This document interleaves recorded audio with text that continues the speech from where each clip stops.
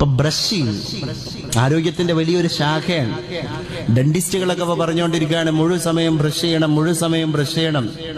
ആരോഗ്യ വിദഗ്ധർ പറഞ്ഞുകൊണ്ടിരിക്കുകയാണ് ഈ പല്ലിന്റെയും കോട്ടിന്റെ ഉള്ളിൽ കൂടെ പോയിക്കൊണ്ടിരിക്കുന്ന മൈന്യൂട്ടായിരിക്കുന്ന നെർവ്സ് കണ്ണുമായി ബന്ധപ്പെട്ടതാണ്. ചെറിയ കുട്ടികൾക്കൊക്കെ പല്ലിന് അസുഖം ഉണ്ടെങ്കിൽ വളരെ ശ്രദ്ധിക്കണം. അത് ഹൃദയങ്ങളിലേക്ക് വരെ ഞരമ്പുകൾ കടന്നു പോകുന്നതാണ്.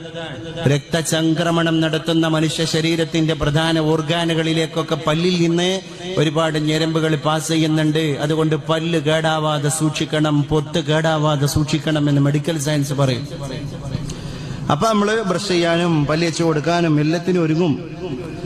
അഷ്റഫുൽ ഖൽഖായി നബി തിരുമേനി പറഞ്ഞിട്ടുണ്ട്, ലൗലാ അൻ അശുഖ അലാ ഉമ്മത്തി, എന്റെ സമുദായത്തിനെങ്ങാനും ബുദ്ധിമുട്ടാകും എന്ന് നേതാവായ ഞാൻ പേടിച്ചിട്ടില്ലായിരുന്നുവെങ്കിൽ ലഅമർതുഹും ബിസ്സിവാക്, നിർബന്ധമായും ഞാൻ അവരോട് മിസ്വാക്ക് ചെയ്യാൻ കൽപ്പിക്കുമായിരുന്നു.